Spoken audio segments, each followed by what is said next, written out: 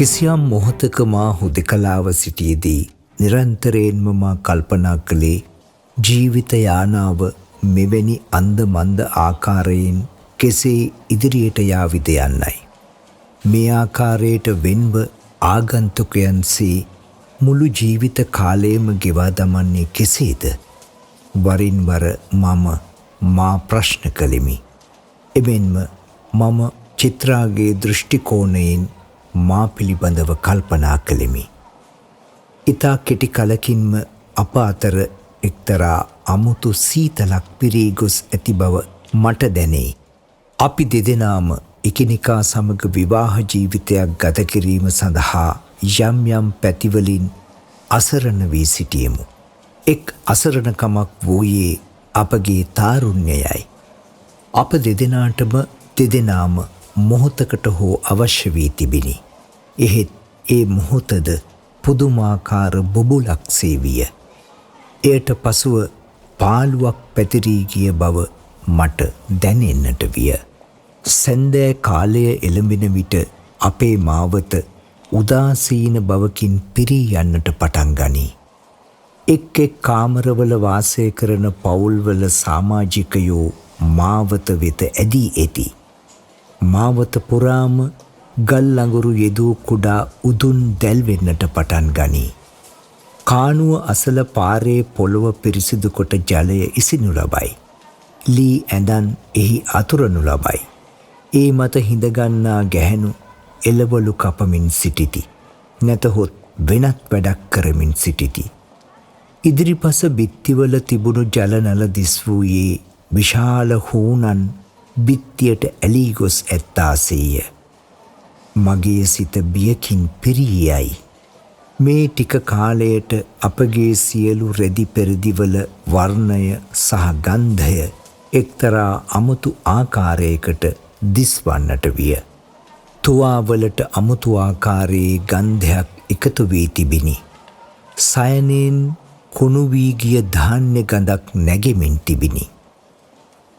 සැන්දෑව ගැඹුරු වී යද්දී මාවතේ ජීවත්වන කඩහිමියෝ තමන්ගේ දිනයේ කටයුතු නිමවා ආපසු එන්නට පටන් ගනිති. එම්බ්‍රොයිඩර් වැඩ දැමූ කිලුටු ජරාව සහිත කොට්ට දමා ඇති පදම් කළ හම් ඇතිරූ ඇඳන් මත ඔවුන් වැතිරී සිටින්නේ ක්‍රෝෂියේ වලින් තැනූ බැනියම් හැඳ කලවාතෙක් උඩට එසවූ සරම්ද සහිතවය. ජනේලයෙන් මේ සියල්ල දෙස බලා සිටිද්දී මගේ මනස උදාසීන බවට පත්වෙයි. රාත්‍රිය එළබෙත්ම මගේ සිත අවුල් වී යන්නේ බිත්ති කඩා දමා කාමරය තවත් විශාල කර ගැනීමට කැමැත්තක් ඇතිවෙයි. චිත්‍රා කෙසේ හෝ එම කාමරයේම කෙළවරක තැබූ භූමිතෙල් ලිප මත කෑම පිසී. කෑම කන වේලාවට දැනෙන්නේ රොටීවල තිබිය යුතු සුවඳ එයින් පලා ගොස් ඇත්තාසේය. එය හරියටම රොටී පුච්චා ගැනීමෙන් පසුව ගෝණියක දමා වසා තිබුණාසේය. දැන් රොටී බෙදෙන්නේ ඒ ගෝණියෙන් එකින් එක පිටතට ගැනීමෙන් පසුවය. වතුර බොන වීදුරු වලින් නැගී ආවේ අච්චාරු නරක් වූ විට එන දුගදකි. මේ සියල්ලට පසු රාත්‍රියේදී චිත්‍රා තමන්ගේ කොණ්ඩයෙහි තෙල් තවරාගෙන ළඟින් ඇලවෙද්දී මට දැනුනේ මගේ හුස්ම හිරවී යන්නාසේය. තෙමුණු බිත්තිවලින් නැගුණු ගඳට කිලිටු රෙදිවලින් නැගී එකතු වූ ගඳ, කොනක තබා ඇති සලාක බඩුවල සැරගඳ, ඇඳන් වලින් නැගී එන තද දහඩිය ගඳ, මේ සියල්ල නිසා කාමරයෙන් පිට වී පලා යන්නට මට සිතිනි.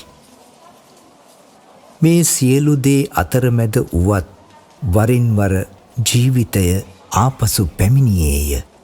ඒ හැම මොහොතක්ම මුළු ජීවිතේටම සාර්ථකත්වයක් ගෙන ආවේය.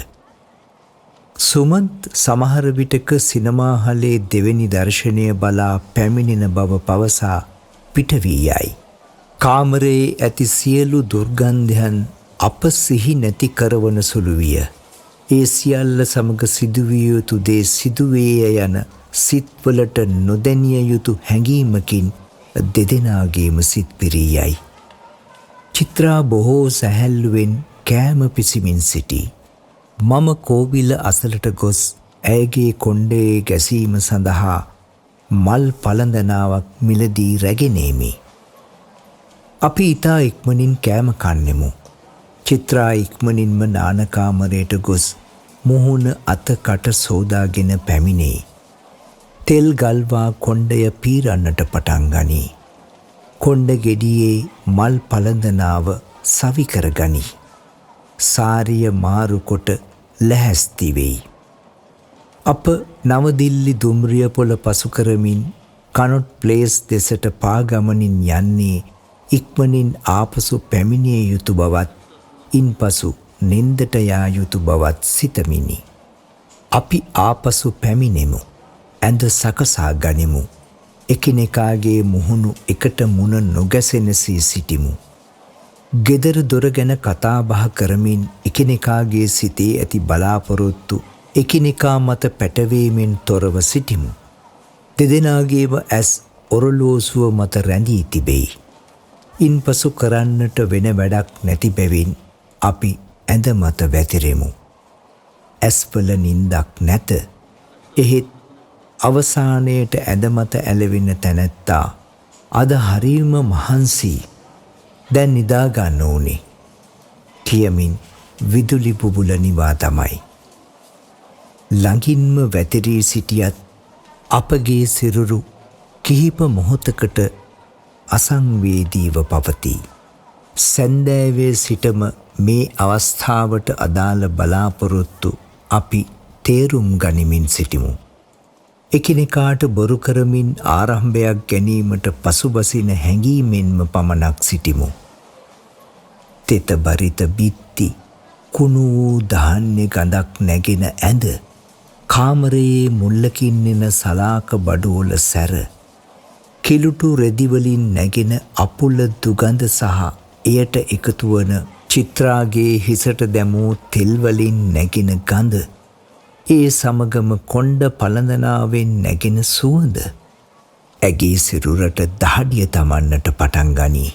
මේ සියලු ගඳ සුවඳ හා බැඳුණු ප්‍රවාහයක අපි ගිලී යමු. දහඩිය උතුරන ඇගේ සිරුර මගේ බාහු තුල දිය වී යයි. දහඩියෙන් ඉමහත් අපුල දුගඳක් නැගෙයි. අපේ කාමරයේ බිත්තියට සවිකර ඇති කැඩුණු පයිප්පය කර කර හඬ නගයි. ඉහළ මාලයෙන් සෝදාය වන ඉඳුල් තට්ටු පයිප්පයට වැටෙයි. රාබු හෝ කොමඩුවල කුණු වී ඇති ඇටවලින් නැගෙන අපුල ගන්ධයක් පැමිණෙයි. පටුමාවතේ කිසිවකු ශබ්ද නගා කතා කරනු ඇසෙන විට අප අසරණ වන්නේ ඔහු අප සිටින මේ තත්ත්වය දැක අපට ඔච්චම් කරන්නේ යයි සිතෙන නිසාය. දොර දෙසට එන සහ ඈතට යන අඩිහඬවල් අප උදාසීන කරවයි.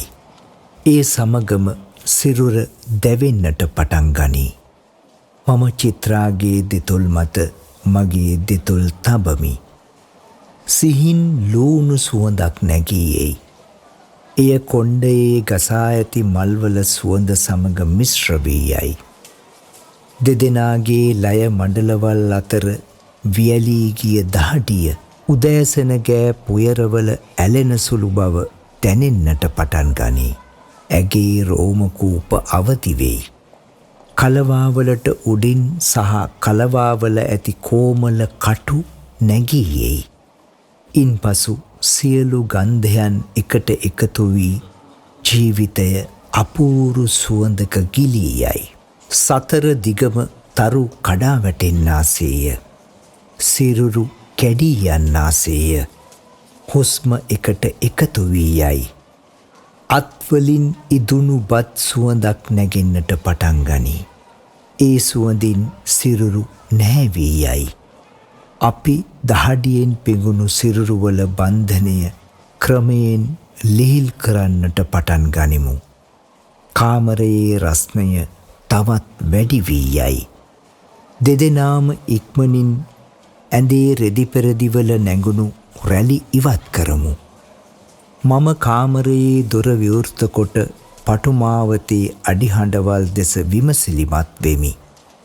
සිහින් සුළම් පහරක් ඇතියේයි. සිරුරු අලුත් වී යයි. උළුවස්ස මත සිටිමින් මම ඇයට කතා කරමි. හරිම රස්නේ චිත්‍රා. චිත්‍රා මොහොතක් දඟකාර ලෙස සිනාසී මා දෙස බලයි. ඇගේ ඇස්වල වඩාත් කෝමල බවක් දිස්වෙයි. මුහුණට නැවුම් බවක් එක්වෙයි. සත්‍ය වශයෙන්ම එවිට මට දැනෙන්නේ මම චිත්‍රා රැගෙනවිත් කූඩුවක සිරකලාදෝයි යන හැඟීමයි. මගේ සිත ඇතුළතින්ම උණුවී යන්නට පටන් ගනී. මම ඇය දෙවුරින් අල්ලා මා වෙතට ඇද ගනිමි. යන් ටිකක් එළිය ඇවිදලෙමු. දොරට මුවාවී නැවත වරක් මම ඇය සෙමින් සිප ගනිමි. අපි දොරට ඉබ්බා දමා පටු මාවතට පිවිසෙමු. ඉතා සතුටින් කුතුබ් මාවත දෙසට පියමනිමු. පටු මාවතේ ඉදිරියට යද්දී මට හැම විටම දැනෙන්නේ මිනිස්සු අපට ඉරිසියා කරනවා. අපේ මේ සතුටින් ගත කරන ජීවිතේ දැකලා උන්ගේ හිතට හරි අමාරු ඇති. මෙවන් සිතිවිලිය. ඒ මොහොතවලදී මම මගේ පෞරුෂත්වය පිරී යන ආකාරය දකිමි. මට මා ගැන විශ්වාසයක් ඇතිවෙයි. ජීවිතයේ සාර්ථක බව තරමක් පෙනෙන්නට තිබෙන බව දැනේ. චිත්‍රා ඒ මොහොතවලදී බොහෝ සුන්දරයයි මට හැඟෙයි. මම ඇගේ සිරුරේ සෑම නැම්මක්ම පිරික්සමි. පිටක පියවර නවතා ඈ දෙස බලා සිටිමි. කිතරම් සුන්දරද ඇගේ සිරුර. මගේ මනස පූර්ණත්වයක් ආරෝඪ කරගනී. පටුමාවතේ යද්දී එද්දී චිත්‍රා සිහින් හඬින් ගීයක් මුමුණයි.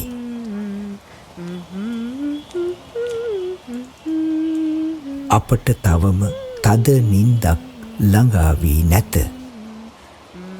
කුතුබ් මාවතේ අපි ඇවිද යමින් සිටිමු. පාර අයිනේ නැගී ඇති බිත්තියෙහි එහා කෙළවරෙහි ගොඩ ගසා ඇති මුළු දිල්ලියෙන්ම එකතු කළ කුණු ගොඩ මහා දුර්ගන්ධයක් පතුරයි. එහෙත් අපට ඒ දුගඳ දරාගත හැකි එකකි. අපි මාවතේ අයිනෙහි ගමන් කරමින් සිටිමු. බිත්තියෙන් එහා කුණු දුම්රිය කුණු පුරවා ගනිමින් ඇදී යයි.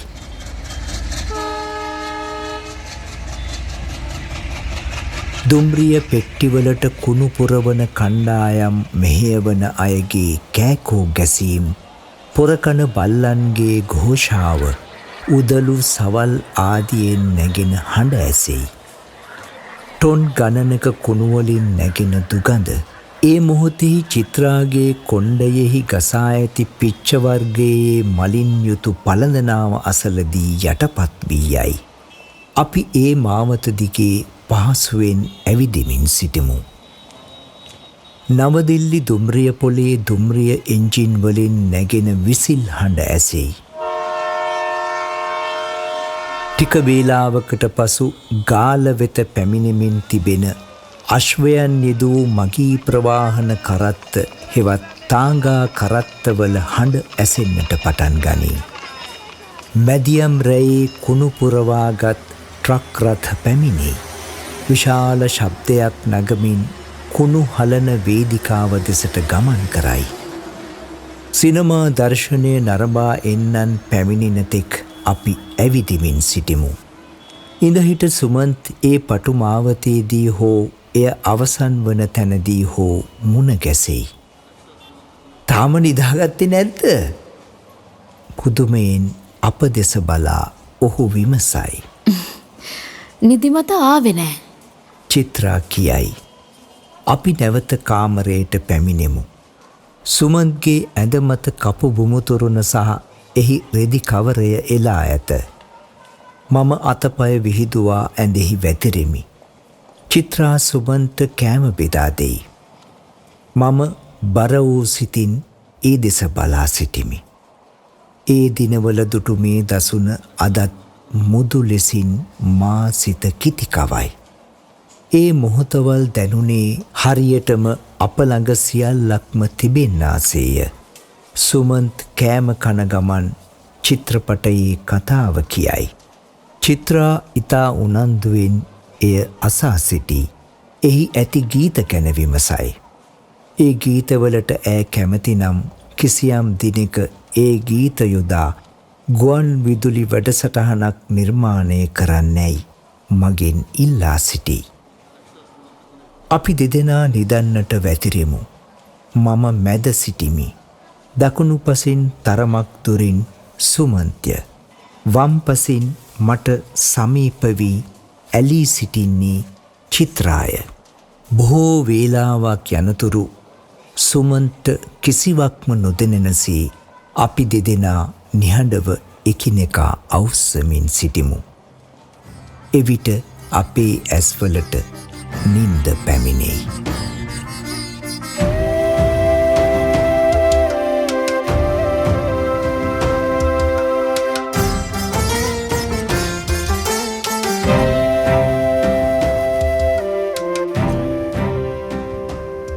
උදෑසන චිත්‍රා තම කොණ්ඩ ගෙඩියෙහි පළඳාගෙන තිබූ මල් වැල ගලවා ජනේලය අසල දිගහැර තිබුණු කඩදාසි මත තබයි. රැවුල බෑම සඳහා ජලය ගෙනෙන තෙක් ඒ ජනේලය අසල සිටියදී මම ඒ වියලී ගිය මල් වැල සිඹිමි. එහි සුවඳ තවදුරටත් පැතිරෙමින් තිබෙයි. මම සුමන්ත එක්වරම මෙසේ කියන්නේ ඇයිදැයි මම නොදනිමි. ඊළඟ මාසිදං අපිට ඉන්න කොහැරි හොඳ තැනක් බැලුවා නම් මොකෝ සුමන්ත්. ගානතව රුපියල් 10ක් 20ක් වැඩි වුණාට කමක් නෑ. අපි දෙමුනේ. චිත්‍රාගේ දැස්වල එළියක රැල්ලක් පැතිරී යයි. පරිප්පු සෝදන ගමන් ඇය කතා කරයි. ඊට පස්සේ අපි අපේ ගෙවල් වල තියෙන බඩු මුට්ටුත් ගේමු. ඊළඟ ඉරිදා අපි ගෙවල් හොයන්න යමු. ඒක තමයි අපි ප්‍රෝග්‍රෑම් එකේ දාට. මොකෝ අක්කේ. හරිනේ නං. මෙසේ කී සුමන්ත් තුවාය රැගෙන නාන කාමරයේ දෙසට ඇදෙයි. නාන කාමරයේ කිසිවකු නාමින් සිටිනවා නම් ඔහු ආපසු කාමරයට පැමිණෙයි. ඇයි අයියේ ඔයාට ආණ්ඩුවේ නිල නිවාසයක් හම්බ වෙන්නේ නැද්ද? ලැබෙන්න නම් ඕනේ. ඒත් කවද්ද කියන්න නම් මන් දන්නේ නෑ. මා එසේ කියද්දී චිත්‍රාට තටු ලැබෙයි. එක අතකින් ඉන්න හරි හමන් ගෙයක් ලැබෙනවා නම් මටත් කොහේ හරි පුංචි රස්සාවක් කරන්න පුළුවන්. දවස පුරාම තනියෙන් ගෙදරට වෙලා ඉන්න එක නම් එපා වෙලා තියෙන්නේ. එහෙනම් අක්කේ ඔයා මගේ වැඩ ටිකක් කරලා දෙන්නකෝ. සුමන්ත් කීවේය. ඉතින් කියන්නකෝ. මං ඉතින් නිකන් ඔහෙ වාඩි වෙලාම තමයි ඉන්නේ. ප්‍රෙස් එකේ ප්‍රූෆ් බලලා දෙන්නකෝ. සල්ලි ටිකකුත් ලැබෙයි. සුමන්ත් කීවේය. ඒ වුණාට ඉතින් ප්‍රූෆ් බලන්න මං දන්නවය. චිත්‍රා පිළිතුරු දුන්නාය. මං කියලා දෙන්නම්. පැයක් ඇතුළත ඉගෙන ගන්න පුළුවන්. ඉතින් ඉගෙන ගත්තොත් කොළ 4-5ක් මට හැමදාම අරන් ඉන්න පුළුවන්. සුමන්ත් මෙසේ කියද්දී නාන කාමරයේ හිස්වන හඬ ඔහුට ඇසෙයි. ඔහු වහා දිවගොස් නාන කාමරයට රිංගා ගනී.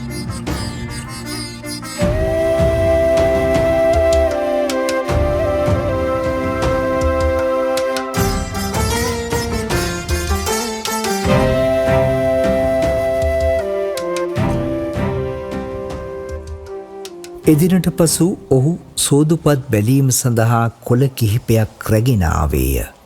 සෝදුපත් බැලීම ගැන චිත්‍රාට කියා දුන්නේය.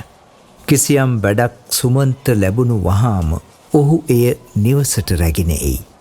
ඊළඟ දිනයේදී චිත්‍රාය සම්පූර්ණ කර දෙයි. ඊට පසු දින ඔහු එය නැවත රැගෙන යයි. සුළු ආදායමක් එයින් ලැබෙයි. චිත්‍රාට ලැබුණේ ඉතා සුළු ආදායමක් වුවත් එය එක්තරා ආකාරයක සුළු උදව්වක් බවට පත්වෙමින් තිබිණි. ඉඳහිට මා කාමරයට පැමිණෙන විට චිත්‍රා සෝදුපත් බැලීමෙහි යෙදී සිටියාය. මා පැමිණෙන විට ඇය නැගී සිටියද ඇයගේ අවධානය අදාළ කාර්යය කෙරෙහිම යොමු වී පැවතිනි. මා මුහුණකට සේදීම සඳහා යන අතරතුර ඇය තවත් එක් පරිච්ඡේදයක් කියවා අවසන් කරගනී.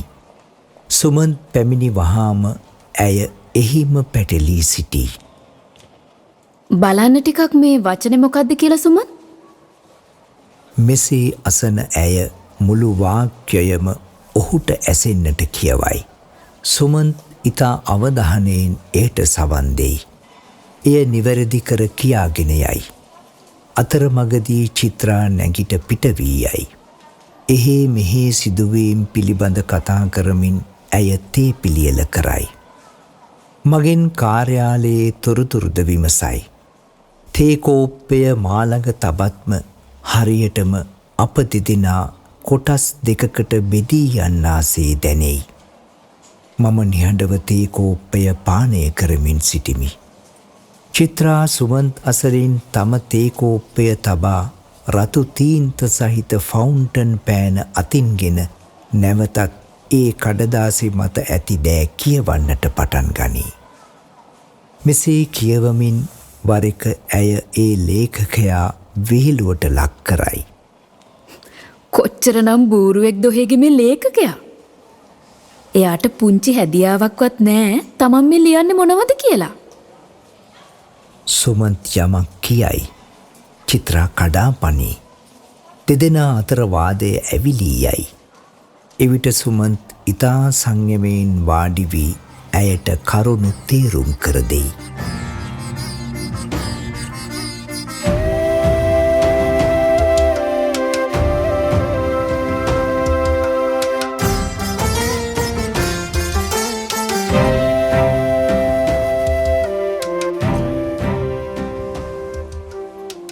දිනක් හරියටම මෙවැනි සිදුවීමක් සිදුවිය. සෝදුපත් කියවමින් සිටි චිත්‍රා කිසියම් ලේඛකයෙකු විහිළුවට ලක් කළාය. වරක් තේබී අවසන් කොට තිබිණි. මම මගේ තේකෝප්පය හිස්කොට නිහඬව දුම් වැටියක් උරමින් සිටියෙමි.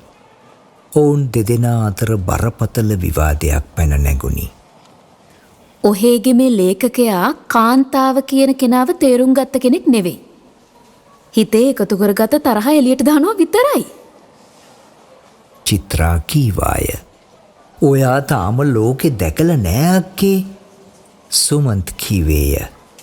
මෙහෙ මොන වගේ ගෑනු අයද ඉන්නේ? ඔයා මොනවද දන්නේ ගැන? ඕගොල්ලන්ගේ ඔළුවල ඉන්නේ පතිවෘතාව රකින්න බිරින්දෑ කෙනෙක් විතරයි. ඒ වුණාට ලෝකෙ හුඟක් වෙනස් වෙලා. සම්බන්ධකම් කියන ඒවා හුඟක් වෙනස් වෙලා. සුමන්ත් නැවතත් කීවේය. මෙය ඇසූ චිත්‍රා කෝපයෙන් ඉපිලුණාය. ඒවා වෙනවා ඇති වෙන කොහේ හරි. අපේ අය අතර එහෙම වෙන්නේ නැහැ. ඇය කීවාය. වාදය කෙලවර වූයේ රණ්ඩුවකිනි. සුමන්ත් තිරහඬින් කතා කළේය. අල්ලලා දාන්න මේ වාදේ. මට තේරෙන්නේ නැහැ ඔයා මොනවද ඉගෙන ගත්තේ කියලා. මේ වදන් චිත්‍රාට ඉතා තදින්ම වැදුනි. අන් සියලු වචන ඉවසා සිටියත් මේ වචන ඇයට ඉවසාගත නොහැකි විය. සුමන්ත් මුමුණමින් නැගී සිටියේය. චිත්‍රා නානකාමරයට ගොස් හැඬුවාය. මුහුණ සෝදාගෙන ආපසු ආවාය. ඇගේ රත් පැහැ ගැසුණු ඇස්තුටු විටය ඈ හඬා ඇති බව මට වැටහුණේ. මම ඇය අසලින් හිඳගෙන ඇයට තේරුම් කර දෙන්නට උත්සාහ ගත්තෙමි. ඔයා ඇයි ඒක වැරදි විදිහට තේරුම් ගත්තේ? මේවා ඉතින් කතා බතානේ. ඒවට රණ්ඩු වෙන්න ඕන කමක් ඇත්තටම නෑනේ. අනිත් එක ඔයාට මේකෙන් ගන්න දෙන්න දෙයක් නෑනේ. කවුද මොනවද ලියන්නේ? ඇයි ලියන්නේ කියන වගේ දේවල් ඔයා ඒවයි ප්‍රූෆ් බලන්න. ආපහු බාර දෙන්න. ඒගොල්ලෝ ඒගොල්ලන්ගේ දේවල් බලාගත්තු දෙන්. චිත්‍රාගේ දෙනෙත් නැවතත් කඳුලින් පිරී ගියේය. ඇයගේ සිත රිදී තිබුණේ වෙනත් කාරණයක් ගැනය. ඔයාට ඇහුණනේ සුමන්ත් මගේ උගත්කම් ගැන කියපුවා? අනේ මේ ඔය වගේ පොඩි දේවල් අල්ලලා දාන්න පැත්තකට. මම ඇයට තේරුම් කොට දුනිමි.